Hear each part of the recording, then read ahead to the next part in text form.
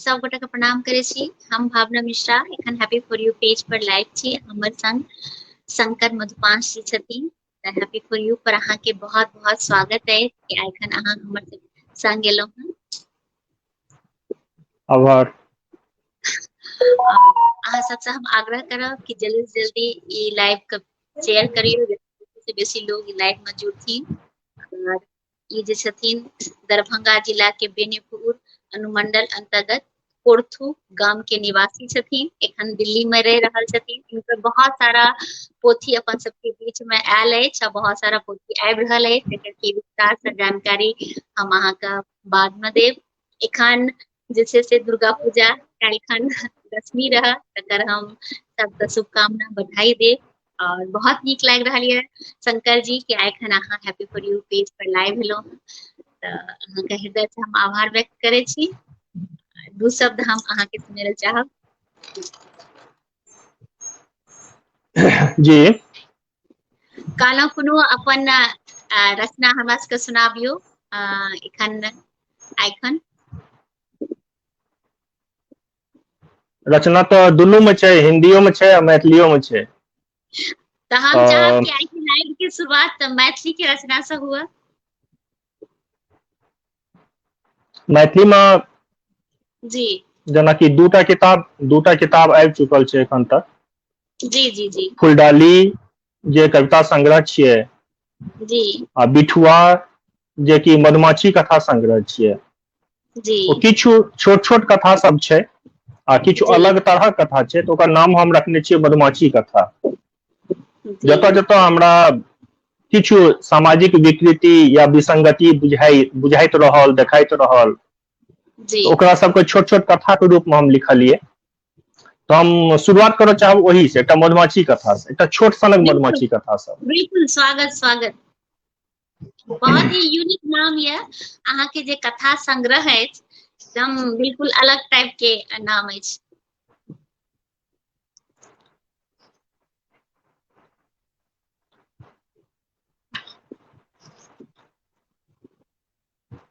एकटा ई छोट सन कथा छै दहेज प्रथा पर। अच्छा अच्छा, जी जी। कथा के शीर्षक छियै रसीद। ओहि साँझ बड़का दलान पर गोट 20 लोक बैसल छलखिन। घटकैती होइत छलै एकटा। फाइनल जी जकाँ भए गेल रहै। कतेक दहेज, कतेक गहना, कतेक बरियाती, सबटा निश्चित भए गेल छलै। जी बचल रहै शगुन आ विवाहक दिन तकाब, जेना अपना सब ओतऽ होइ छै। जी शरबत आ चाह पान संग गपशप आ ठहाका चलि रहल छलैक। आकि तखने कन्या के पिता बाजि उठलखिन, घुटर बाबू बड़क बैंक पासबुक मंगा देल जाय। से किएक? जी, रुपैया पैसा ट्रांसफर नहि करऽ पड़तै। दहेज फाइनल भऽ गेल छलै, जी रुपैया जी पैसा ट्रांसफर नहि करऽ पड़तै। नहीं नहीं, हुनका अकाउंट में कोना, वो सरकारी नौकरी में छथिन। तऽ फेर कन्या के पिता कहै छथिन जे तखन अपने अकाउंट डिटेल देल जाय। जी नहीं नहीं, हमरो अकाउंट में सेहो खतरा छै कि नहीं, इनकम टैक्स। तऽ तखन दहेज वाला रुपया अपने तक कोना पहुंचतै? तऽ नहीं, अकाउंट में नहीं, कैश दे देबै अपने, मुदा से शगुन सँ पहिने। बड़ बेस, हम आई सब तरहे तैयार भइए के आयल छी, एखने राखि लेल जाय, बस एकटा रसीद बना देल जाय। बड़क पिता पूछे छथिन, रसीद? जी, बस एतबे जे आई अमुक तिथि के अपने हमरा सँ एतबा रुपैया दहेजक उद्देश्य सँ प्राप्त कैल, एहि गामक 2-4 गोटा गवाही दे देथिन। यौ, किंतु दहेजक रसीद सेहो होइत छै? आह, किएक नहीं? जखन एको धूर जमीन बेचलाक बाद बेचनिहार मूल्य प्राप्तिक रसीद बनबै छथिन, तखन अपने तऽ 25 वर्षक पालल पोसल बेटा। घुटर बाबू अकबकायल सन उठि कऽ ठाढ़ भए गेला आ भरि दलानक लोक अवाक, जानि ने ओ विवाह भेलै कि नहीं भेलै, पता बहुत नीक, सही कहलियै अहाँ, बहुत नीक से वर्णन जँ करलियै। जँ दहेज लेल जाइ छै तऽ उचित छै तऽ ओकर रसीदो देल जेबाक चाही। एकटा तऽ एहि तरहक। जी दोसर,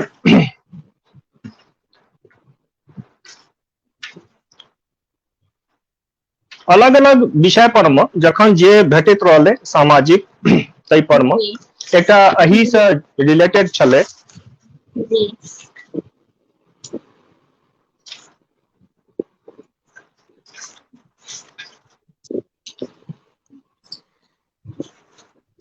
जमाना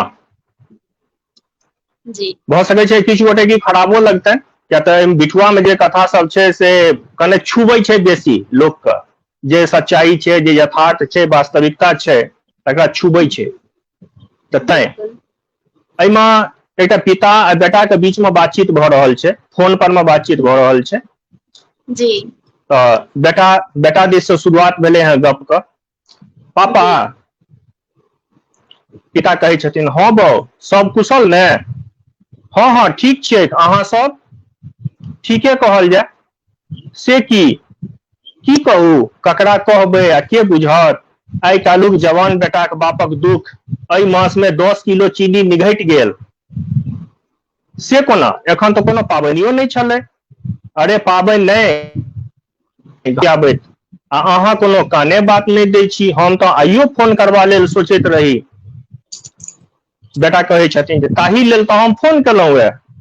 से की? अपना गाम लग कोनो गाम छै उमरी बलिया, काल्पनिक एकटा कोनो नाम तऽ लेनाइ रहे। हाँ ठीक छै, 3 कोस उत्तर हेतै। ओही गामक एकटा घटक छथिन, एहिठाम मुंबई में परिवार सहित रहै छथिन। ओ सब एखन गाम गेलखिन हैं।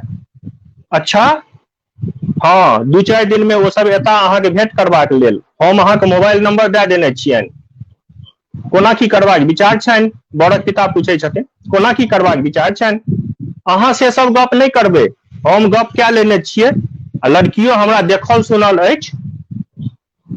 पिता कहै छथिन जे जखन हम कोनो गप नहीं करबै तऽ हम करबै की, सेहो कहिए दे।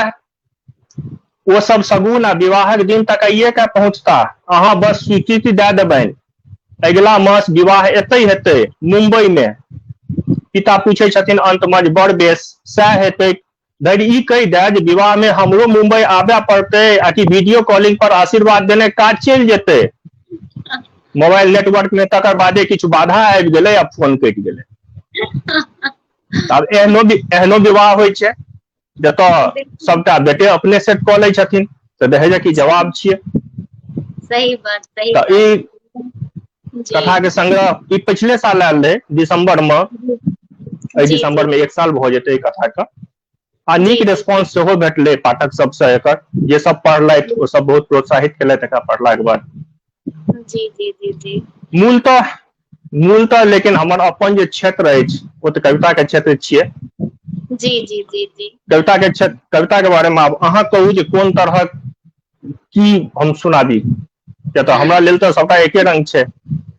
बिल्कुल बिल्कुल। तऽ सबसँ पहिने तऽ हम अहाँ से जानकारी प्राप्त करे ला चाहब कि कनिटा अहाँ अपना विषय में बताबियौ कि पढ़ाई लिखाई केना भेलै, आ फिर अहाँ जे छै से केना दिल्ली तक एलियै, तऽ कनिटा अपना बारे में जानकारी हमरा सबके दिअ।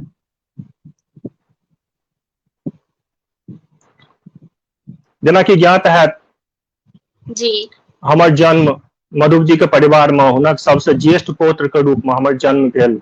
हमर सौभाग्य हम बुझै छियै जे मिथिला बिल्कुल के एकटा जानल मानल मनीषी साहित्यकार हुनका परिवार में जन्म लेबाक हमरा सौभाग्य भेटल, ई हमर सौभाग्य। जी आ तहू जी में अपना पीढ़ी के सबसे जेठ भऽ कऽ हम जन्म लेलहुँ। जी पिताजी उच्च विद्यालय में शिक्षक छलखिन, नेहरा उच्च विद्यालय में। जी तऽ छोट रहियै ताहि टाइम में बस देखै छलियनि जे शनि कऽ अबै छथिन आ फेर सोम के चल जाइ छथिन। बाकी 6 दिन नहीं रहै छलखिन गाम पर, नैहरे में रहै छलखिन। जी फेर 10वीं तक ओहिठाम शिवनारायण घाट उच्च विद्यालय छै, ओहिसँ पढ़ाई भेलै। लेकिन बाबूजी ओहि जी टाइम में आबि गेल रहथिन, जहन हम 7वीं में रहियै तऽ बाबूजी के फेर शिवनगरे घाट में ट्रांसफर भऽ गेल रहनि, तऽ ओहो ओही विद्यालय में रहथिन। तऽ हमर अच्छा पिता सेहो आ 4 साल हमर गुरु सेहो, विद्यालय के गुरु सेहो रहलथि ओहि विद्यालय में। बाबूजी हमर हिन्दी के शिक्षक रहथिन। अच्छा 10वीं के बाद साइंस रखलियै तऽ सीएम साइंस कॉलेज में एडमिशन भेलै। तऽ ग्रेजुएशन सीएम साइंस कॉलेज से केलियै। शिक्षक नहीं बनना चाहे छलियै। अच्छा परिवार में बाबा शिक्षक, पिताजी शिक्षक, मझिला काका शिक्षक, सबसे छोट काका ओ प्रोफेसर, उम्हर पीसा सेहो हमर प्रोफेसर, सॉरी मास्टर टीचर, मामा ओहो शिक्षक। तो चारू काज जे शिक्षकक ततेक भीड़ छलै ने जे हम शिक्षक नहीं बनना चाहे छलियै, जे शिक्षक नहीं बननाइ यऽ। तो तही दुआरे बीएड नहीं, तही दुआरे ओहि टाइम में बीएड नहीं केलिए, दिल्ली चल एलिए कंपटीशन सबके तैयारी करे के लेल। हम 92 में दिल्ली आयल रहिए। अच्छा लेकिन जना अपना सब ओतुका छै, अपना सब ओतुका ट्रेडिशन छै जे 90 में हमर विवाह सेहो भ गेल रहे ग्रेजुएशन भेला के बाद। अच्छा ओकर बाद 92 में दिल्ली एलिए। दिल्ली एला के बाद संघर्ष, कंपटीशन के तैयारी, किछ ट्यूशन कोचिंग, अलग अलग तरह पब्लिक स्कूल, ये पूरा मने 6 बजे भोर से 11 बजे रात तक के जे पूरा शेड्यूल होइ छै, बिजी शेड्यूल, ओहि शेड्यूल में रहलिए। बाद में फिर परिवार से एलो आनलिए, 98 में परिवार दिल्ली एलो आनलिए, धिया पुता सब पैघ भ गेल रहे जी। वही ठाम चलैत रहलै। लेकिन एकटा हमरा में जे शुरुए से रहल जे पढ़ाई के प्रति जिज्ञासा, पुस्तक से प्रेम, से कोनो भी पुस्तक रहो, ओ हिंदी छै, मैथिली छै, अंग्रेजी छै, संस्कृत छै, ओहिसे कोनो फर्क नहीं पड़ रहा छै। आ घर में बाबा के लऽ कऽ पुस्तकक तऽ भंडारे छलै, कोनो कमिए नहीं चले पुस्तक के। मैथिली के पुस्तक रहो, संस्कृत के पुस्तक रहो, मुख्यतः मैथिली आ संस्कृत के रहे। बाबूजी के लऽ कऽ हिंदी के पुस्तक भेटल, तो शुरुए से पढ़ैत रहलिए सबटा।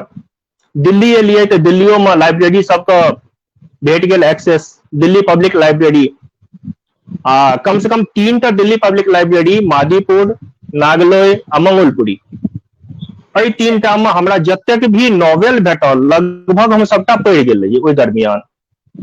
फ्रीक्वेंसी एतेक छलै हँ जे एकटा किताब सुबह में आनिए, तो जे टाइम में स्कूल में नहीं रहिए, मात्र ट्यूशन पढ़बिए 4 घंटा, तो समय रहे छलै ओहि समय में शुरू में।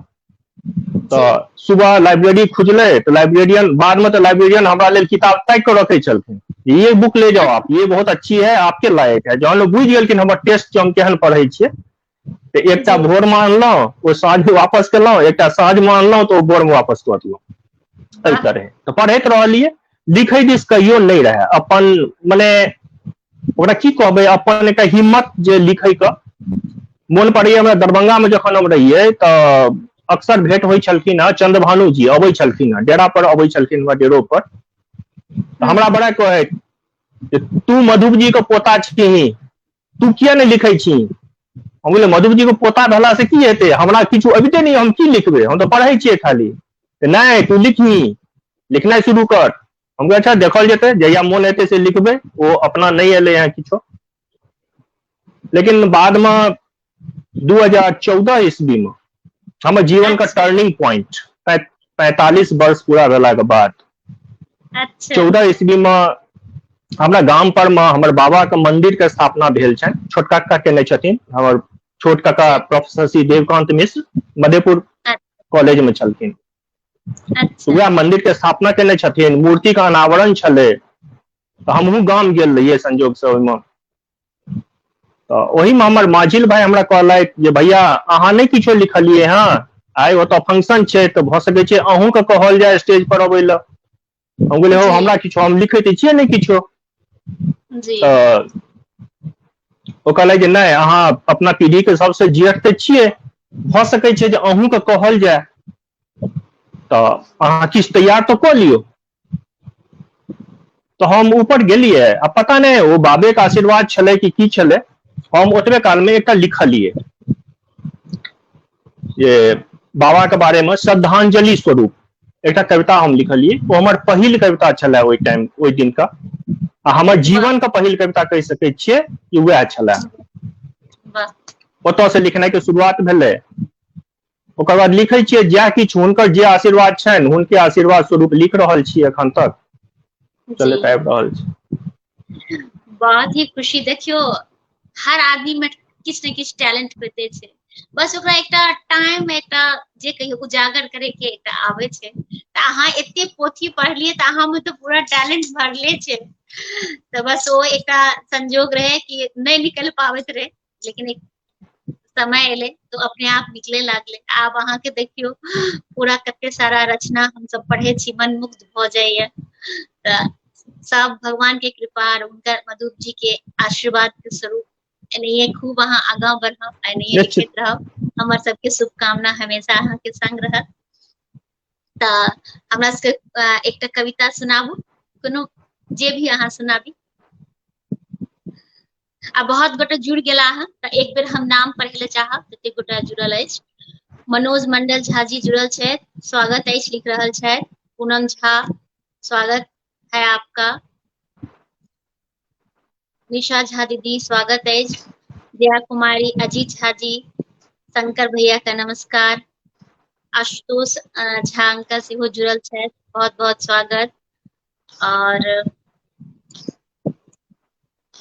जिनका नहीं पढ़ सकलौं कमेंट उनका हम सॉरी कहबै। आ बहुत गोटा जुड़ल छै, सबका हम बहुत बहुत धन्यवाद देब। अहाँ सबसे आग्रह करब कि ई लाइव का जया कुमारी सेहो जुड़ल छै, ई लाइव के बेसी से बेसी शेयर करियो, जैसे बेसी से बेसी लोग ई लाइव से जुड़ती। त जी अहाँ कोन रचना हमरा सबके सुना रहल छी? एकटा रचना जी फुलडाली में किछु कविता सब आयल छै जे एक जी दोसर के विरोध में छै। जी जी जेना एकटा कविता छै, सुनह कवि उसरि गेलह बैसार। जी फेर ओकर जवाब छै, सुनह कवि तोहरे पर छह भार।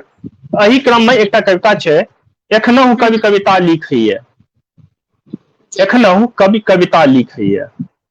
जी हृदय दीप में भक्ष्य स्नेह भरी, आसक टेमी संग स्वयं जरी। बैसल तिमिरक अंधकूप में, ज्योति कलश दिन राति भरैया। एखनहु कवि कविता लिखैए। सृजनशीलता थकमकैल सन, देखी परिस्थिति अनमनैल सन। सृजनशीलता थकमकैल सन, देखी परिस्थिति अनमनैल सन। किंतु निराशा उदधि छोट बड़, नव उत्साहक द्वीप तकैया। एखनहु कवि कविता लिखैए। अंधकार पसरल जा रहलै, ककरहु चिन्हब कठिन भेल छै। तें उठि भोर उषा आँचर सँ, अरुणिम रश्मि कुसुम जोगबैया। एखनहु कवि कविता लिखैए। वाह विष विदग्ध लखी वायु चहों दिशि, जे वातावरण छै चारू कातक, विष विदग्ध लखी वायु दहों दिशि। ताकि कतहु एकांत शांत निशि, क्षण भरि बिलमि प्रकृति को रामे। इंदु सुधा भरी छाक पीबैया। एखनहु कवि कविता लिखैए। कवि के व्यवस्था देखियो, ककरा कहत अपन हिय पीड़ा। कवि चाहे एहि तरहक जे केओ कलाकार ओकने भावुक संवेदनशील तो होइते छथिन, ओ संवेदना बिल्कुल तऽ कवि में रहै छै। जी ककरा कहत अपन हिय पीड़ा, एकक व्यथा आन हित क्रीड़ा। अपन मन सुमन मगन बैसितै, भ्रमर सरिस मधुपान करैया। एखनहु कवि कविता लिखैए। एखनहु कवि कविता लिखैए। वाह बहुत ही सुंदर। ई आशुतोष झा अंकल लिखने छथि कि श्रद्धांजलि वाला कविता सुनाबियो। अहाँ के पास छै एखन अवेलेबल की?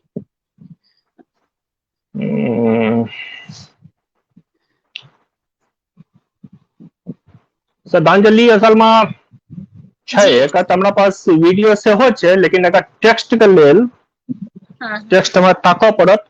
जेनाकि अच्छा देखबे के लिए मजबूरी जे मोबाइल हम अलग रखने रहिए, लेकिन हमर लैपटॉप नहीं काज कऽ सकल, तो मोबाइल पर हमरा लाइव आबऽ पड़त। जी जी प्रायः बिल्कुल मोबाइले पर सबटा हेतै सबटा जी जी मोबाइले पर में।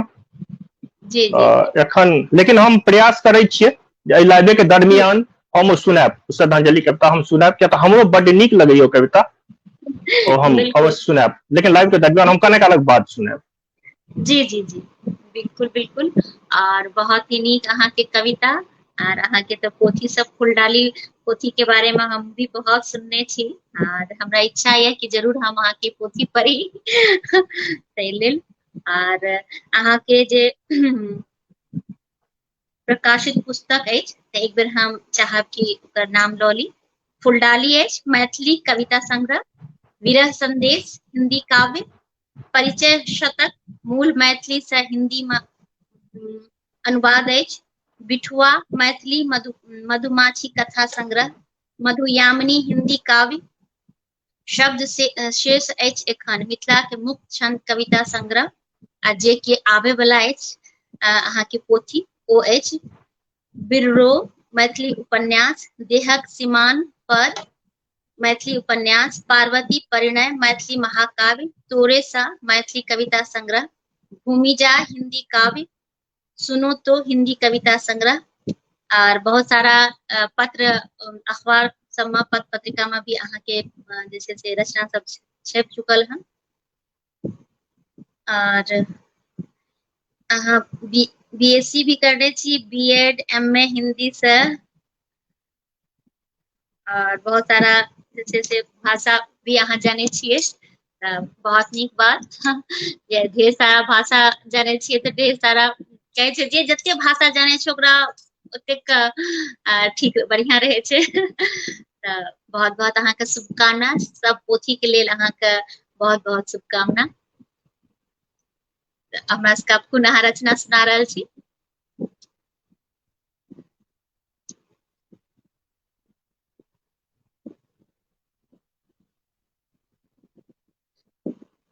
अहाँ म्यूट भऽ गेलहुँ हँ कि आवाज चलि गेल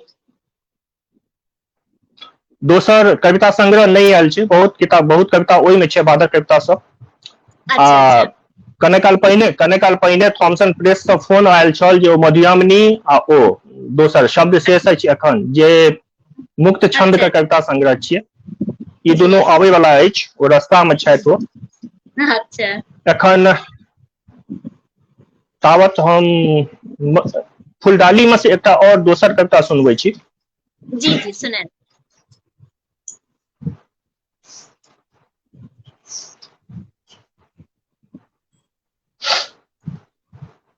कविता के शीर्षक छै पहिल पीड़ित जी ई कविता कने गीत जकाँ छै तो हम गबै के जी प्रयास करब गायक नहीं रहितो लेकिन चूंकि गीत छै तऽ एकरा ओहि ट्यून में देखऽ पड़तै जी जी मीत ओ पहिल पीढ़ी तक पल ने कहियो मोन सौ जेतै ने कहियो मोन सौ जेतै क्यों अपना संगीत समाज कहि रहल छै मीत ओ पहिल पीढ़ी तक पल ने कहियो मोन सौ जेतै ने कहियो मोन सौ जेतै हुनकर अनुपम आनन आभ हृदय दर्पण पर रहि जेतै न कहियो मोन सौ जेतै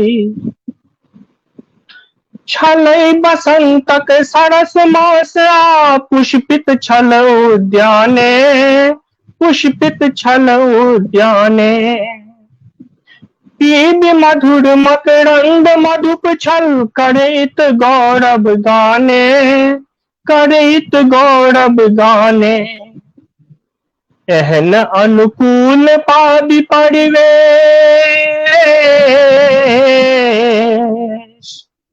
एहन अनुकूल पाबि परिवेश ककर चित चैन रहि जेतै न कहियो मोन सौ जेतै मीत ओ पहिल पीढ़ी तक पल न कहियो मोन सौ जेतै न कहियो मोन सौ जेतै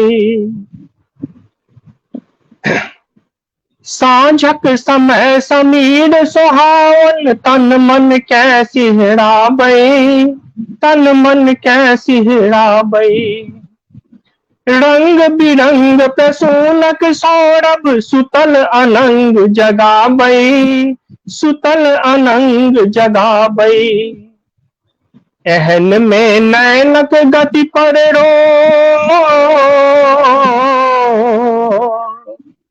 एहन में नैनक गति पर रोक कहू ककरा सौ बन पेतै न कहियो मोन सौ जेतै मीत ओ पहिल पीढ़ी तक पल न कहियो मोन सौ जेतै न कहियो मोन सौ जेतै अंतिम अंतरा गाछक दोगे सूरज बटै छल स्वर्णिम अपन बखाड़ी स्वर्णिम अपन बखाड़ी देखिया चक्के ओ अपरूप छवि बनलहु प्रेम पुजारी, बनलहु प्रेम पुजारी।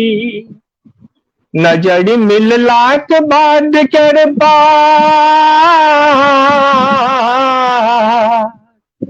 नजर मिलला के बाद कर बात, कहूँ क्यों ककरो कहते तै, न कहियो मोन सौ जेतै। मीत ओ पहिल पीढ़ी तक पल, न कहियो मोन सौ जेतै, न कहियो मोन सौ जेतै। हुनकर अनुपम आनन आभ हृदय दर्पण पर रहि जेतै, न कहियो मोन सौ जेतै। ई छल बहुत पहिल पीढ़ी। बहुत ही सुंदर। और बहुत गोटा फिर से जुड़ला है, पवन कुमार झा, निशा झा दीदी, अजित झा जी लिख रहल छथि कि अहाँ बहुत नीक गीत लिखैत छी आ गबितो छी।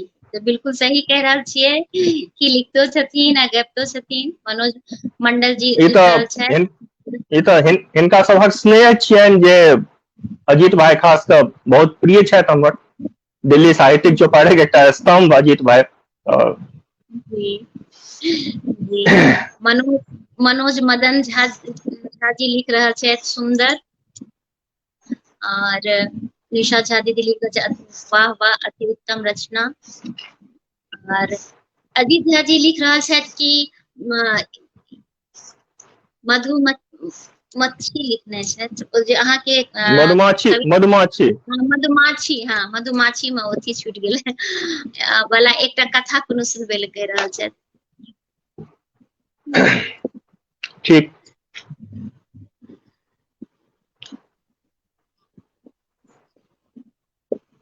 मधुमाछी कथा में जी अब एकटा आइ काल्हि के साउस पुतोह वाला पर। अच्छा जी जी जी बिल्कुल सुनायल जाओ। कथा के शीर्षक छियै साउस वाला फीलिंग। अच्छा साउस वाला फीलिंग। एकटा केओ बूढ़ी छलखिन जे बेटा ओतऽ रहथिन किछु दिन बाहर में, ओकर बाद ओ गाँव में एलखिन हँ। तऽ हुनकर एकटा केओ छथिन जान पहचान का, ओ एलखिन हँ। तऽ वएह दुनू गोटे के जे गप चलि रहल छनि। कतऽ गेलहुँ ये फूलपरास वाली, केओ एलखिन हँ अंगना। कतऽ गेलहुँ ये फूलपरास वाली, आबौथ बहिन बैसौथ। से तऽ बैसबे करब, अहाँ कहिया एलहुँ?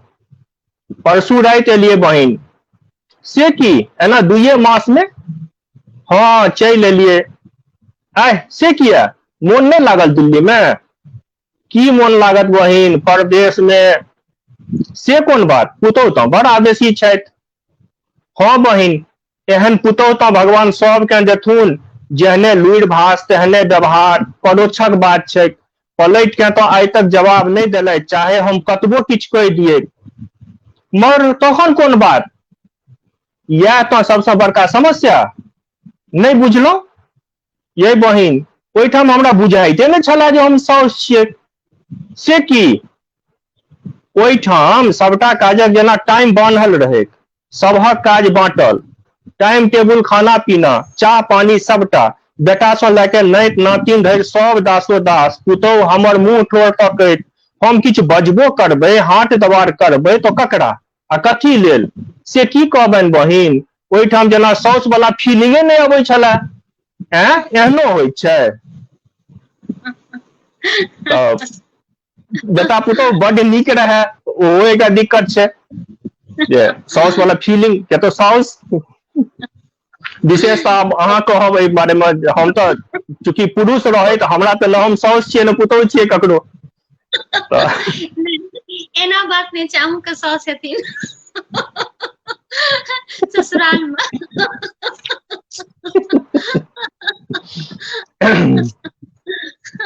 सब तरह के साउस हो छथिन, ताहि लेल नीक भी अदला भी सब तरह के। बहुत नीक अहाँ के रचना। मदन मोहन भाई वाह वाह अद्भुत अद्वितीय भाई, नीक लागल। हमर सम्मान ई। जी जी जी। तऽ जेना अजीत जी कहला कि अहाँ गीत गाबितो छियै लिखतो छियै, तऽ हम सब तऽ सुनै छियै अहाँके गीत दोसर के स्वर में सुनने छी, तऽ एकटा गीत हम चाहब कि अहाँ सुनबितौं अपन लिखल।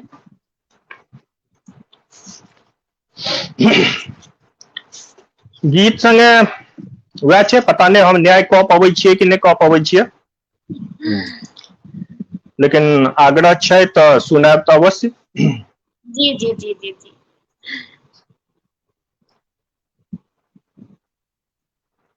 प्रेमक 5 रंग। जी जीवन में एकटा हरिमोहन बाबू के, आदरणीय हरिमोहन बाबू के छनि 5 पत्र, जी जे तरह बदलैत जाइ छै जीवन में, तऽ लोको जे तरह बदलै छै आयु विशेष के अनुसार, जेना भावना में परिवर्तन होइ छै, ओकरे छै ई प्रेमक 5 टा रंग। देखनिहार के लगै छगुनता, देखनिहार के लगै छगुनता, तेहन अहाँ के दियमान, कोना ई रूप रचल भगवान। एक झलक जे पाबे सब ठां, करे अहिंक गुणगान, कोना ई रूप रचल भगवान। ई आरंभिक छियै विवाह से पहिने। अच्छा। अहाँ आ विवाह से पहिने के गप। जी अहाँक जोर नहीं छै धरती पर, लाजे चान नुकायल निज घर। सुंदरता के आभा अनुपम, निरखि कमल बैसल अछि सकदम।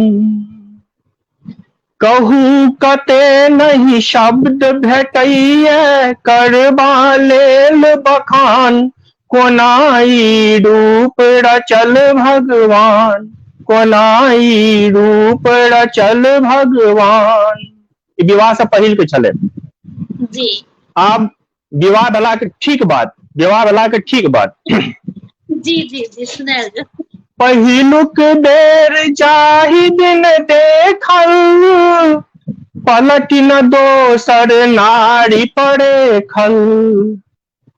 बसल एकेटा आशा मन में, अहीं एबै हमरा जीवन में। मीत अहाँ के आलिंगन में, भेटि गेल वरदान, कोना ई रूप रचल भगवान, कोना ई रूप रचल भगवान। आप धीरे धीरे देखबै जे प्रेम जी उत्तरदायित्व में बदलल जा रहल छै क्रमशः। जी अब तेसर। असगर छलहु जीवनक रण में, भटियाइत संसारक वन में। पाबि अहाँ के पूर्ण भेलहुँ हम, सजल हमर परिवारक उपवन। अहिंक प्रतापे आइ करी हम, पिता बनक अभिमान, कोना ई रूप रचल भगवान, कोना ई रूप रचल भगवान। वास्तव में एकटा स्त्री होइ छै जे कोनो पुरुष के पिता बने का मौका दै छै, अभिमान दै छै। सही बात। आब एकर बाद आगू बढ़ै छी कनेक जी और प्रौढ़ावस्था में, कने जी प्रौढ़ावस्था में। भामिनी आई कही हम सत्य, एखनो अहाँ सुन्नरी अलबत्ते। ममता केर प्रभानन पर, सहज सिनेह नयन युग सोझल। सजनी न कहियो अपना सब हक, होयत पीड़ित पुराण, कोना ई रूप रचल भगवान, कोना ई रूप रचल भगवान। एकर अंतिम जी जखन आब दुनू वृद्धावस्था में छथिन, आब वृद्धावस्था में छथिन दुनू, तखन का जी मिली जुली सब कर्तव्य निभाहल, पाबी अहाँ के भाग्य सराहल। जीवन का संध्या काल में मिली जुली सब कर्तव्य निभाहल, पाबी अहाँ के भाग्य सराहल। संतति युग निज घर संतुष्ट, अहक खुशी लखी हमहु तुष्टे। हाथ पकड़ के एक रखबै सतत ध्यान, कोनाई रूप रचल भगवान, कोनाई रूप रचल भगवान। बहुत ही सुंदर हमरा यथार्थ चित्रण अहाँ के रहल। जी हमरा आवाज जा रहल अछि? जी जी बिल्कुल आबि रहल अछि। हमरा 2 मिनट का समय चाहिए, हम 2 मिनट के लेल म्यूट कर रहल छियै। जी जी तब तक हम कमेंट पढ़ै छियै। किताब आबि रहल हँ, ओकर लेल जी हम 1 मिनट। जी जी जी बिल्कुल बिल्कुल। तऽ शंकर जी कनी 2 मिनट लेल लेलखिन हम ब्रेक। तऽ अहाँ सब से आग्रह कि अहाँ सब जुड़ल रहू और हम तब तक कमेंट्स पढ़ि लै छी। मनोज मदन झा जी लिख रहल छथिन शानदार गीत, जय जय भ गेलै। निशा झा दीदी लिख रहल छथिन वाह वाह बहुत सुंदर। अजीत झा जी सैल्यूट कऽ रहल छथिन, सही कह रहल छथिन, जे चित्रण ई करलखिन जिंदगी के इहा सत्य छियै। आ एनाहिए जे छै से परिवार के दो स्तंभ बन के जे छै पति पत्नी आगां बढ़ै छथिन। हेलो, जी जी जी आवाज जा रहल अछि? जी जी बिल्कुल नीक से आबि रहल अछि अहाँके आवाज। हमरा नहीं आबि रहल अछि आवाज, कम भऽ गेलै। अच्छा अहाँके फोन जे आयल ना तऽ तै कारण से वॉल्यूम कम भऽ गेलै। हम अहाँ एग्जिट कऽ के इन करिए फेर? हाँ हाँ हाँ एग्जिट कऽ के इन करियो। जी जी जी तऽ बहुत ही सही चित्रण करलखिन हँ। और इहा होते छै कि जिंदगी के जे कहै छै स्त्री और पुरुष जे छै दुपहिया होइ छै और परिवार जे छै से एनाहिए स्तंभ भऽ के दुनू गोटे चलबै छथिन और बहुत आगां बढ़ै छथिन। अहाँ सबसँ आग्रह अछि कि हर बृहस्पति के ई काव्य धारा होइत अछि। अहाँ सब भी केओ अगर हैप्पी फॉर यू में लाइव आबी तऽ हमरा से संपर्क करी, या हैप्पी फॉर यू के टीम से अहाँ संपर्क करी आ लाइव से जुड़ी, हमरा बहुत प्रसन्नता भेटत। शंकर जी आबि गेलखिन हँ हमरा सबके संग। हाँ जी जी जी जी आबि गेल छी हम। जी जी जी वो एक्चुअली फोन आवे पर ना आवाज कम भऽ जाइ छै। जी तऽ फोन आबि बहुत ही गेलै नीक तऽ अहाँके ओहि काल दौड़ा गेलै हाँ फेर। हाँ अहाँके बहुत नीक रचना, बहुत गोटा बहुत प्रशंसा करलथि हँ। तऽ अहाँके पास पोथी एले हैं कि पोथी सब कनिटा हमरा सबके देखाबियो अपन फुलडाली मधुमक्खी वाला। पोथी ई छै फुलडाली, जे हमर जी सबसँ पहिल शुरुआत। जी बहुत बहुत शुभकामनाएं, बहुत ओकर ही बाद नीक। जी ई विदा संदेश जे मेघदूत पर आधारित छै। कथा अहाँ मेघदूत के छियै, लेकिन जी पूर्णतः ओकर लेकिन अनुवाद नहीं छियै ओकर। जी बिल्कुल मौलिक रूप से कहि सकै छियै एकरा जे मेघदूत के कथा के दोबारा लिखै के प्रयास छियै। वाह तेसर परिचय शतक, जी जे कि आदरणीय मधुप जी के छलनि परिचय शतक रूप से 100 टा कविता मुक्तक 100 मुक्तक के छलै हँ। ओकरे हम जी एहिमे किछु खास किताब छै ई, एकर हम जी मैथिली से हिंदी में अनुवाद केने रहियै। आ सबसे जी शुरू में ई हमर सबसे पहिल कृति छी। जखन अच्छा लिखनाइ शुरू केलियै तऽ जी शुरुआत हम एही से केलियै, परिचय शतक का अनुवाद करे से, मैथिली से हिंदी अनुवाद से शुरू केलियै। बाद में रमेश भाई छथिन, रमेश चंद्र झा जी, जी तऽ ओ एकर मैथिली के मिथिलाक्षर में लिखै के केलखिन। अरे पूरा वाह परिचय शतक का मिथिलाक्षर में लिप्यान्तरण केलखिन ओ। बिल्कुल तऽ कहियो से हमरा हम सबके फेर रचना ओहि सुना। तीनू को जी जी हाँ सुनाब एहिमे। तऽ हम जी एहिमे तीनू के समाहित कऽ देलियै एहि पोथी में, जे रमेश भाई जे लिखने रहथिन ओहिमे देखै छियै जेना एक तरफ मैथिली छै दुपाती जी जे कि देवनागरी में लिखल छै आ फिर ओकरे लिप्यांतरण कैल छै मिथिलाक्षर में। अरे तो वाह हूबहू ओहिना के ओहिना एकटा मुक्तक आ फिर नीचा में जे हम हिंदी में अनुवाद केने छियै ओ नीचा में देल गेल छै। अहिना अरे एहिमे वाह 100 टा मुक्तक के 100 पेज पर में देल गेल छै एहिमे। वाह एहिमे ई परिचय शतक के असल विशेषता की छै? ई एकटा यूनिक कृति छियै। ई मधुप जी कतौ गेल रहथिन कोनो परिचित के ओतऽ, अत्यंत परिचित के ओतऽ, नाम ओना तऽ जगजाहिर छै, नाम बुझल छनि सबके, तऽ ओहिठाम हिनका नहि चिन्हल गेलनि। अब जानि कऽ वा अनजान में पता नहि चिन्हल गेलनि। तऽ संजोग एहन लगलै जे ओतऽ से निकललखिन, आब साँझ में जेथिन कतऽ, ओहि टाइम में बस ट्राम एते चलैत नहीं रहै ई सब। जी तऽ बगल में एकटा हलवाई के दुकान पर में कहलखिन जे हमरा राति भरि रहऽ दे एहिठाम, अच्छा हमरा अच्छा किछु खाय पीबै ले नहीं चाही, लेकिन हमरा एगो चौकी दे खाली जे हम एतऽ रही। हलवाई अच्छा कहलकै ठीक छै मालिक, दुकान तो हम बंदे कए रहल छियै, हैया डिबिया अछि, डिबिया राखि देलकनि ओ, आ चौकी छलै, कहलकै जे एहिपर में हम पटिया एगो ओछा दै छी, और तऽ हमरा अछि नहीं किछो। कहलखिन कोनो बात नहीं, पटिया तू ओछा दहक। ओ पटिया ओछा देलकनि, ऊपर में गमछा ओछा कऽ, आ अपन झोरा रहबे करै छलनि जाहिमे डायरी पेन ई सब रहै छलनि, ओही ओछानि पर बैस गेलखिन। ओहि डिबिया के इजोत में एक राति में ई 100 मुक्तक लिखल छै। वाह एक राति में लिखल छै ई पूरा पोथी 100 मुक्तक। वाह आ भोर में जाकर फिर वही व्यक्ति को ओतऽ पहुंचलखिन, हुनका कहलखिन, पठवलखिन, हैया ई हुनका लेने जाउन, ई हमर परिचय, हम के से ई कहतै। तकर शुरुआते हुए छै, आ हरेक पद में हुए छै एक टूटल तार छी हम। जतेक मुक्तक छै सबके आरंभिक पाँति हुए छै एक टूटल तार छी हम।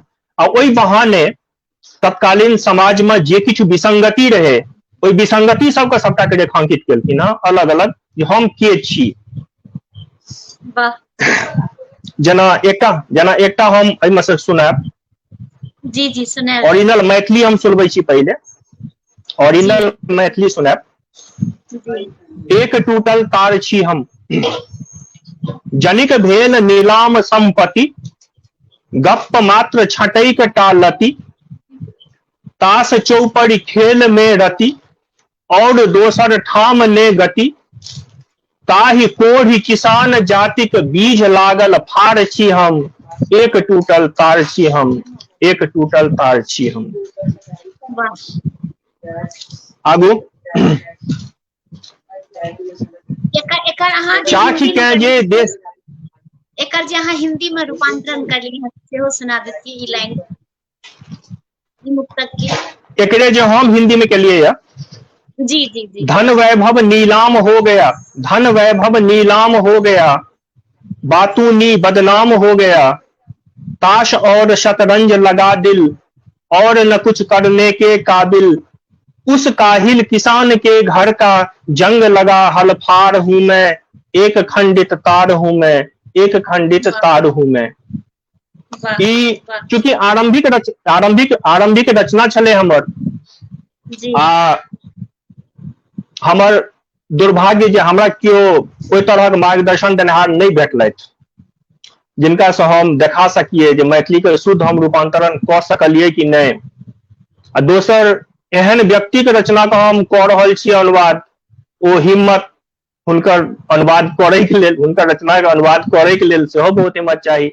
अब कतेक हम न्याय कऽ सकलियै संगे से हमरा नहीं पता, लेकिन हमर मुख्य रहे उद्देश्य, आ एखनो हमर उद्देश्य अछि, ई हम एखनो मान के चलै छियै, जे मैथिली में जे ओहि तरहक रचना सब छै, जे कृति सब छै, तकर हिंदी अनुवाद हेबाक चाही, जे मैथिली से बाहर के जे संसार छै, जे हिंदी के संसार छै, जतऽ मैथिली नहीं छै ओतऽ तक ही पहुंचे। बिल्कुल हिंदी से मैथिली अनुवाद केनाइ, हिंदी से मैथिली अनुवाद के कोनो आवश्यकता नहीं छै।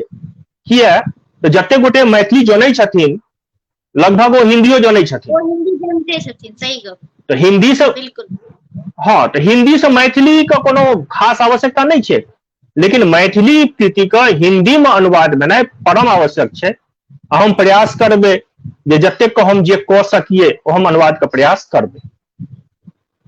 बहुत नीक बहुत नीक। एखन एखन एकटा और मधुप जी के दोसर रचना छनि मधुप जी जी सप्तशती, जाहिमे 700 जाहिमे 7 नहि ओकर एखन हम नहि सुनायब, ओ शुरुआत छै रचना क्रम में छै ओकर, ओहिमे छै 700 दोहा, तो दोहा के अनुवाद हम कऽ रहल छियै, ओकरो हम पुस्तकाकार अनबै, शीघ्र अनबै ओकरो मधुप सप्तशती के अनुवाद। बाकी तो और मौलिक सीजन चलिए रहल छै। जी जी जी एही में से एकटा और मुक्तक सुनाओ ना ई पोथी में से।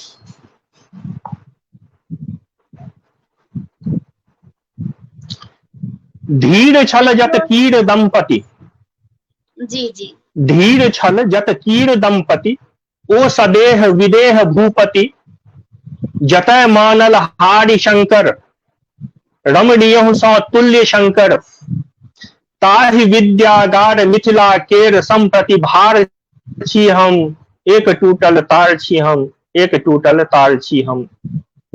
एकर हिंदी अनुवाद हम संगे कहैत चलै छी। जी जी बिल्कुल।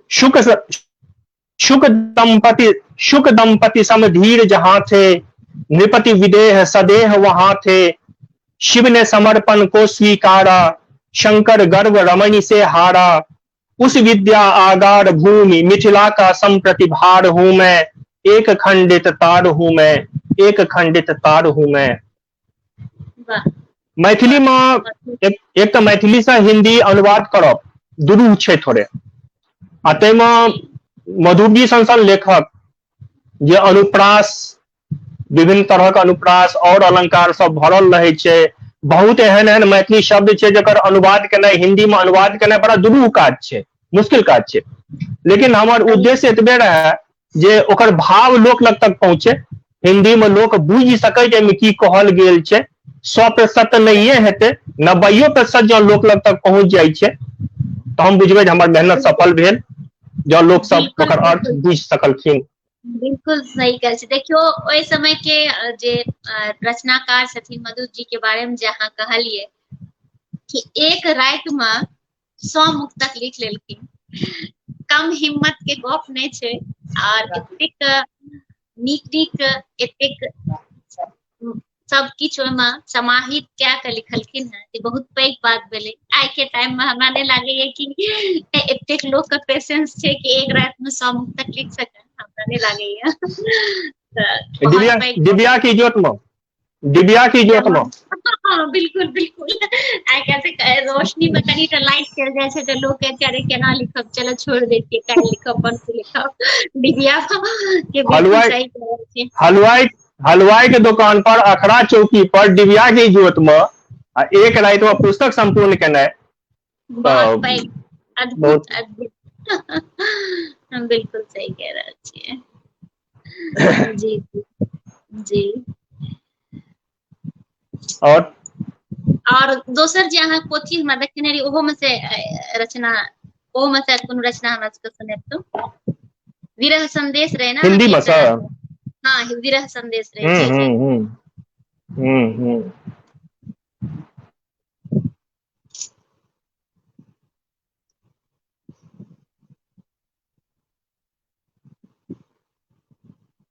और संतोष मिश्रा जी जुड़ले थे, बहुत बड़ी बात है, सही कह रहे छियै। दीदी के भी विरह संदेश तो ना पूरा के पूरा छै, एक कथा चल रहल छै, पूरा एक कथा चल रहल छै। एहिमे खास कर जतऽ मेघ के यक्ष अपन समाद लऽ कऽ पठबै छै, तो एहिमे हम एकरा 2 पार्ट में रखने छियै। मेघदूत माने जे कथा छै तकरा 2 पार्ट में हम रखने छियै, आरंभ आ अलका। तो आरंभ में वो पूरा के पूरा जे मेघदूत पढ़ने हेथिन उनका पता हेतनि, तो आरंभ में वो पूरा के पूरा रास्ता के वर्णन केलकै हैं, यक्ष पूरा रास्ता बतेलकै हैं ओकरा जे कतऽ तोरा की भेटतौ, ओतऽ तोरा की केनाइ छौ। आ दोसर पार्ट अलका पार्ट में ओ ओकरा समाद कहै छै की समाद छै। अलका के जना शुरुआत छै पार्ट का, हे दामिनी प्रियतम सुन लो अब कर एकत्रित अपना ध्यान, मेरे शब्दों के दर्पण में कर लो अलका छवि अनुमान, समता तुमसे है जो उसकी कर पाऊं किस तरह बखान। वहां चरण जब पड़े तुम्हारे तभी मिले प्रत्यक्ष प्रमाण। चपला शोभित चित्त तुम्हारा अनगिन चपला नारी वहां। सप्तवर्ण रंजित धनु तेरे सप्त रंग छवि चित्र वहां। मधुरव में घन गर्जन का तुम जितना रखते हो अभिमान। गुरु गंभीर मृदंगों की ध्वनि कर सुर देवी का सम्मान। हल्का तो कह रहा है ओकरा। जल संपूरित नील वर्ण तन विहसे पारवी रश्मि अनंत। उसी प्रकार चमकते पांगन वहां नीलमणि से जीवन। ऊंचे उठकर अंबर में तुम जाते हो इस नभ के छोर। वहां अनेक गगन चुंबी उन महलों की आपस में होर। आगम हो जिस पल भी तेरा नाच उठे प्रफुल्लित हो मोर। कोई भी जब भी कोई पहुंचता अलका पग नर्तित हो परम विभोर। उस नगरी की नव बधुओं का जब देखोगे तुम श्रृंगार। प्रकृति प्रदत्त सभी खट ऋतु में केवल पुष्पों का व्यवहार। एहि तरह वो पूरा समाज ओकरा कहलकै हँ। जी जी जी जी एखने हमरा पास आबि गेल अछि मधुयामिनी। वाह जस्ट एखने थॉमसन प्रेस से दऽ के गेला हो मधुयामिनी। तो बिल्कुल एहिमे से एकटा एहिमे का कथा जे छै, हाँ सुनाइए दियो, कथा सुनाइए दियो टटका टटका। हम एकर पहले हम बता दै छी जे की छियै ई मधुयामिनी। जी जी जी बिल्कुल स्वागत। जखन विरह संदेश पूर्ण भऽ गेलै जी तऽ ओहि टाइम में यक्ष का समाद तक छै। ओहिमे मेघदूत में बस एतबे छै जे यक्ष अपन जे समाद कहलकै आ मेघ के विदा कऽ देलकै तते तक छै। लेकिन फिर हमरा एकटा पोथी भेटल आदरणीय महामहोपाध्याय परमेश्वर झा के लिखल यक्ष समागम।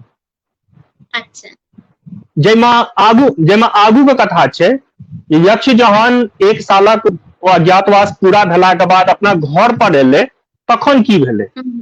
तो एक रातिक कथा छियै ओहो। यक्ष जे अपना घर एले हैं पत्नी से ओकर भेंट भेले हैं ओ एक रातिक वर्णन छियै। एक तरह कहि सकै छियै जे विरह श्रृंगार में छै विरह संदेश आ संजोग श्रृंगार के छियै ई मधुयामिनी। अच्छा तऽ इहो वही ट्यून में छै वही छंद में छै। एहिमे से हम किछु सुनबऽ चाहब मधुयामिनी में से। जी बिल्कुल स्वागत स्वागत।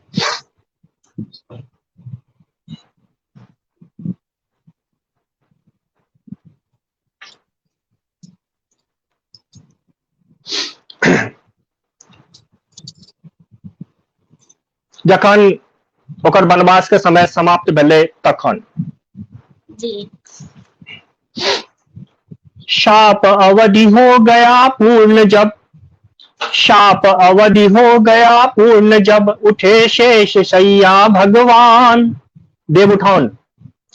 क्षीरोदधि से अनिल उर्मि पर आया नव उमंग वरदान। अपनी पतिव्रता पत्नी के इस वियोग में भटक रहा। यक्ष हुआ सब प्राण आज फिर नव उछाह से थिरक रहा।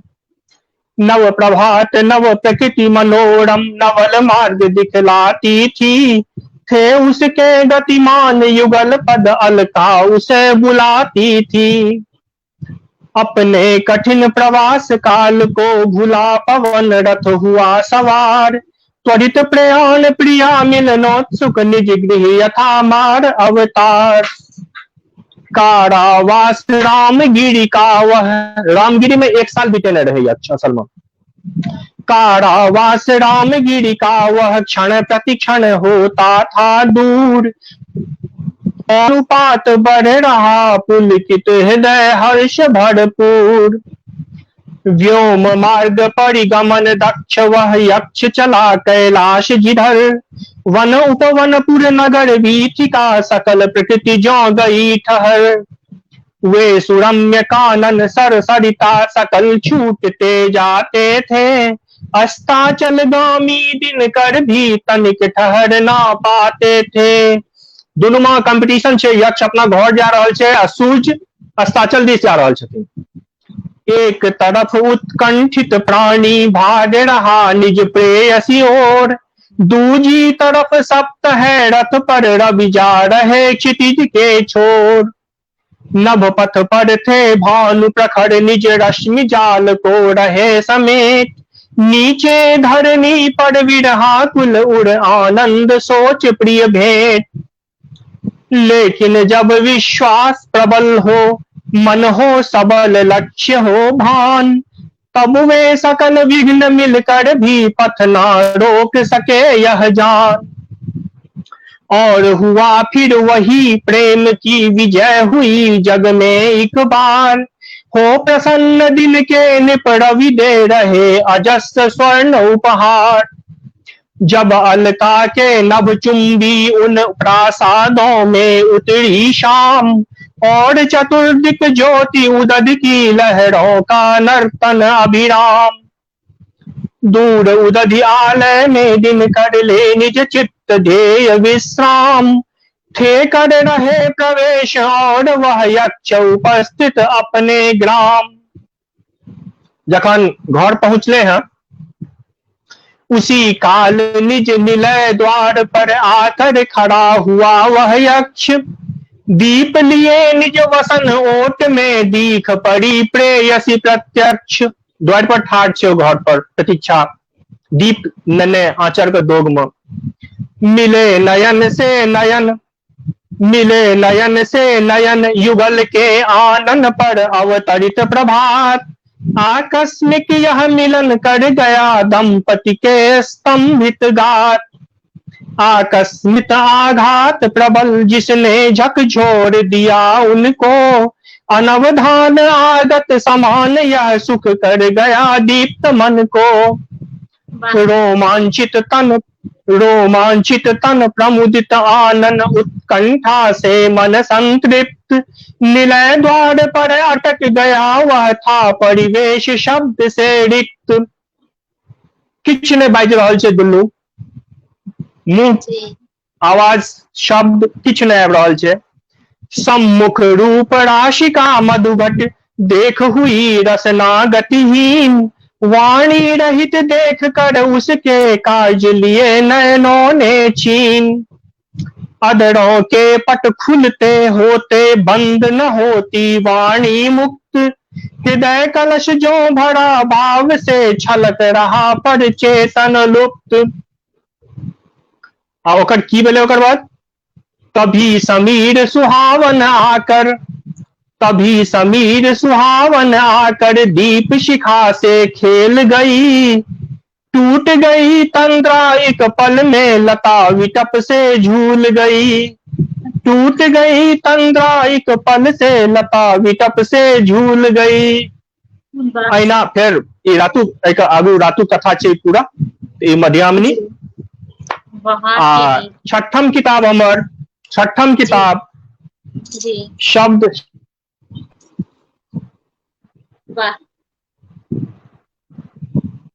ई मुक्त छंद कविता के किताब छियै, जैमे 28 टा मुक्त छंदक कविता छै। अहियो में से एकटा रचना सुनायल जाय हमरा सब छंद, मुक्त छंद। मुक्त छंद में हम किछु कहऽ चाहब जे जी जखन हम मुक्त छंद शब्द सुनै छियै, मुक्त छंद शब्द हम सुनै छियै तऽ हमरा सामने अबैया सबसे पहिले जे अबैया ओ पुस्तक छै मधुप जी के द्वादशी, जैमे 12 टा कविता छै 12 मास पर में। ओकर एकटा कविता तऽ मधुप जी के पर्यायवाची भऽ गेल छनि ओ घसल अठन्नी। मधुप जी मने घसल अठन्नी, घसल अठन्नी मने मधुप जी। लेकिन ओहिमे बाकियो जे लेकिन ओहिमे बाकियो जे 11 टा कविता छै कम नहीं छै, ओहिसे एकोटा ओहिसे कम नहीं छै। तऽ हमरा सामने में प्रतिमान तऽ द्वादशी के अछि। जहन हम मुक्त छंद के बारे में सोचे छियै तऽ हम द्वादशी के बारे में सोचे छियै।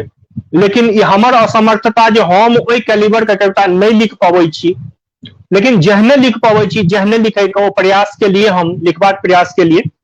तऽ एहि कविता में 28 टा कविता छै हम एक छोट अच्छा सन कविता सुनबै छी, पैघ पैघ कविता सेहो छै, हम एक छोट सन कविता सुनबै छी। बिल्कुल स्वागत। हम आ अहाँ, कविता के शीर्षक छै हम आ अहाँ। हे हमर प्रियतम, हे हमर प्रियतम, आइ एहि सुनसान में बैसल हम जखन ताकै छी पाछा उलटि के, तो देखै छी जे अहाँ सब दिन हमरा गबैत रहलहुँ कोनो कविता जकाँ, आ सजबैत रहलहुँ कखनो शब्दालंकार आ कखनो अर्थालंकार सँ, आ हमहूँ जीवन के संगीत रचैत रहलहुँ, कखनो छंदबद्ध तो कखनो छंद मुक्त भेल। मुदा देखियौ ने, मुदा देखियौ ने, हम हरदम अहाँके पढ़ैत रहलहुँ कोनो गद्य जकाँ, आ ओझरायल रहलहुँ गूढ़ कथानक में, उदास एकालाप में, आ भोतियाइत रहलहुँ यात्रा वृत्तांत सभक टेढ़ मेढ़ लहराइत रास्ता पर, आ अहाँ बनि गेलहुँ व्यंग्य। आ आइ हम स्त्री छलहुँ, रहि गेलहुँ स्त्री, अहाँ पुरुष छलहुँ आ बनि गेलहुँ महापुरुष। आ आइ हम स्त्री छलहुँ, रहि गेलहुँ स्त्री, अहाँ पुरुष छलहुँ आ बनि गेलहुँ महापुरुष। वाह, तो बहुत ही सुंदर, बहुत ही बढ़िया। ई एक बेर निशा दीदी लिखने रहथिन, कोनो अहाँ के पास हास्य रचना एखन उपलब्ध छै की?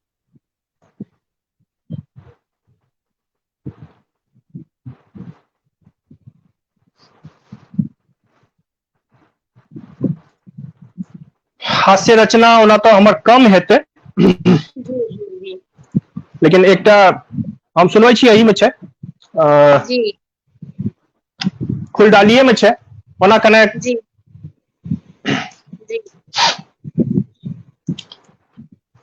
एकटा पत्नी पीड़ित पति के व्यथा छियै। बिल्कुल बिल्कुल सुनायल जाय। एकटा पत्नी पीड़ित पति के व्यथा। हे जी देवी, जी हे मृग नैनी कोकिल बैनी, शब्द सुनियो, संबोधन। जी हे मृग नैनी कोकिल बैनी, रूपमती दू बात सुनू, प्राण प्रिय मम प्राण अहाँ छी, कने हमर ई व्यथा गुनु। की व्यथा छनि आगू। पाणि ग्रहण जहिया करबौलनि पिता अहाँ केर परम प्रवीण, तहिए सँ आजीवन कारा भोगि रहल छी भेल पर धीन। दिन पुछने जौ डेग उठाबी, तै दिन चूल्हा रहत उपास, पतिक रूप में सेवक बनि के जन्म बितायब अछि विश्वास। तैयो एकटा करी प्रार्थना, तैयो एकटा करी प्रार्थना, ध्यान दियौ नहीं कान मुनु, रूप मत प्राण प्रिय मम प्राण अहाँ छी, कने हमर ई व्यथा गुनु। आब व्यथा कहै छथिन आगू। हे गजगामिनी, हे गजगामिनी, अहाँके चरण रज जहिया पड़लै हमर कुटीर, कुरुक्षेत्र बनि गेल भनसा घर, पाबी अहाँ सन अनुपम वीर। सासु पुतोहु केर एहि झगड़ा में हम त्रिशंकु बनि लटकल छी, पंच बनत के ककरा हिम्मत तौनी ओढ़ने सुटकल छी। मुसलधारिणी देवी, हे मुसलधारिणी देवी, आब भाभट समटू आ बात सुनू, प्राण प्रिय मम प्राण अहाँ छी, कने हमर ई व्यथा गुनु। पढ़लहुँ बस 5वीं कक्षा तक, कन्या को कहै छथिन, पढ़लहुँ बस 5वीं कक्षा तक, वयस 20 में भेल विवाह, बुद्धिक दाबी तेहन प्रबल जे पास पड़ोसी सब तबाह। घरक काज नहीं कोनो जनै छी, घरक काज नहीं कोनो जनै छी, भानस नामे पड़ी असक, धिया पुता सब सासु भरोसे, अपन देह नहीं अपना सक। आबहु दया करू कल्याणी, आबहु दया करू कल्याणी, कहू कते हम माथ धुनु, प्राण प्रिय मम प्राण अहाँ छी, कने हमर ई व्यथा गुनु। अंत में कहै छथिन, भोर होइत सब काज में लागल, धिया पुता विद्यालय गेल। आवाज उठल नहीं रहथिन ई। भोर होइत सब काज में लागल, धिया पुता विद्यालय गेल। हमहू अपना दुख धंधा में, अहक मुदा नहीं प्रातः भेल। दिनक दोख जो 10 बजे धरि, चाहो छाओ न पर नहीं गेल। भरि घर के नक्षत्र बिगड़तै, खैल तिल सबटा बोकरैल। हे मोबाइल हस्तधारिणी, हे मोबाइल हस्तधारिणी, चैटिंग छोड़ू बात सुनू। प्राण प्रिय मम प्राण अहाँ छी, कने हमर ई व्यथा गुनू। हे मृग नयनी कोकिल बैनी, रूपमती दू बात सुनू। प्राण प्रिय मम प्राण अहाँ छी, कने हमर ई व्यथा गुनू। बहुत नीक। बहुत ही बढ़िया। और के ढेर सारा शुभकामना। देखियो अपन सबके 1 घंटा बीत गेल है, पर पता नहीं चल रहा है कि केना 1 घंटा बीत गेल। और जेना कि अहाँ मधुप जी के भी रचना सब अहाँ पढ़लिए, पहिलुका रचना जे रहे, एखन के भी रचना सब अहाँ पढ़ि रहल छियै। तऽ एहिमे अहाँके की लागैए कि अपन सबके मैथिली जे छै से के की प्रोग्रेस भऽ रहल छै या केना भऽ रहल छै, से कनी अपन विचार देतियै।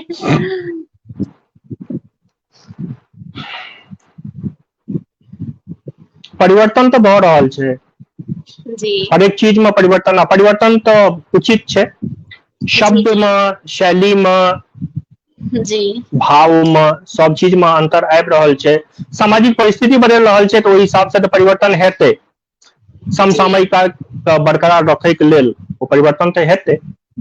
जहां तक हम अपन कही तो प्रयास तो हम करे छियै, जे हम पढ़ले छियै, जे शैली को हम पढ़ले छियै, हमर शब्द भंडार तो वही से अछि, तो हमरा मतलब अधिकतर वही तरह शब्द का प्रयोग हेबे करते।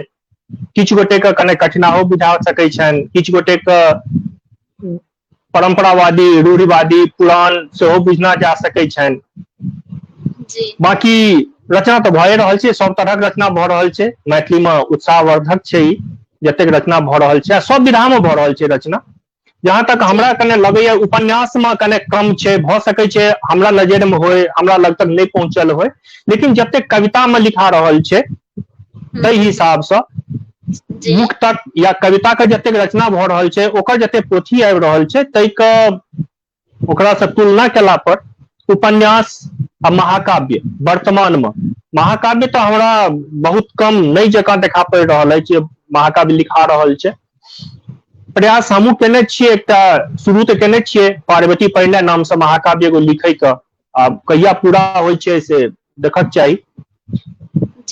ई दूटा पर में छै, तऽ हमर अपनो ध्यान अछि जे कविता के कनेक विश्राम दऽ कऽ महाकाव्य आ उपन्यास एहि दूटा पर बेसी ध्यान देल जाय। कहाँ तक संभव भऽ सकै छै ओ तऽ जगदम्बा के कृपा। हैप्पी फॉर यू पर हमरा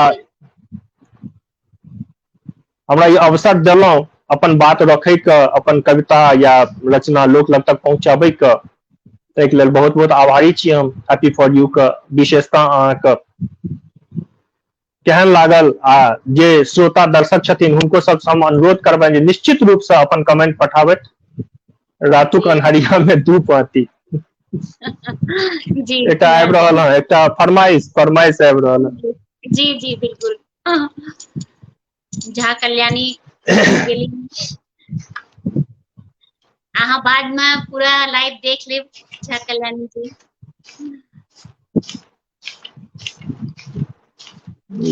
कने ताकऽ पड़त 1 मिनट। हाँ कोनो नहीं, अहाँ ताकि लियो। और मैथिली गीत माला रातु कन्हरिया मधु पाती के फरमाइश करलखिन है, मधु पंकज जी ताकि रहल छथिन। रातिक अन्हरिया में घर पछबरिया में बैसल छी असगर आकान, पिया यौ लागल अहीं पर धियान। दीपक जोड़िया में खूजल के बढ़िया में मुहक लगा भी ठेकान, पिया यौ लागल अहीं पर ध्यान, पिया यौ लागल अहीं पर ध्यान। फागुन बितना एक युग गेलै, दरस परस नहीं अहाँक भेलै, फागुन बितना एक युग गेलै, दरस परस नहीं अहाँक भेलै, एहि भदबरिया में गुमसुम से जड़िया में ताकि अहाँ केर निशान, पिया यौ लागल अहीं पर ध्यान, पिया यौ लागल अहीं पर ध्यान। कौआ कुचरब तज देलकैया, रास्ता हमरा पर हंसी दैया, कौआ कुचरब तज देलकैया, रास्ता हमरा पर हंसी दैया, टिप टिप बदरिया में चकमक बिजुड़िया में, टिप टिप बदरिया में चकमक बिजुड़िया में धैन छी कहुना परान, पिया यौ लागल अहीं पर ध्यान। मोनक बात मनहि घुरी आइए, चाह चानक मुस्की नाही सोहाइए, मोनक बात मनहि घुरी आइए, चानक मुस्की नाही सोहाइए, दिन दोपहरिया में चाहे भोर हरिया में घर लागई सुन्न मसान, पिया यौ लागल अहीं पर ध्यान, पिया यौ लागल अहीं पर ध्यान। अंतिम अंतरा।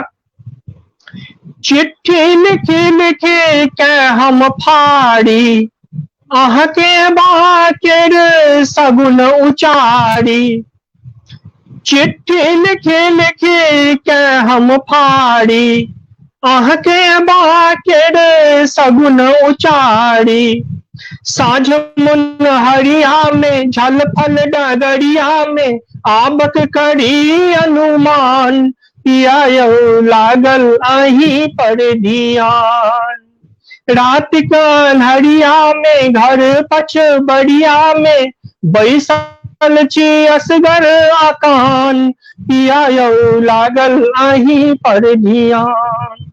गीत का औरो कते गोटे गेने छथिन, हमरा से नीक जकाँ गेने छथिन, हम तो मूलतः गायक छियै ने, हम तो लिखलियै त हमरा पता है जे केना गायल जेतै एकरा, हम तो किछु सुना देलहुं आग्रह पर में।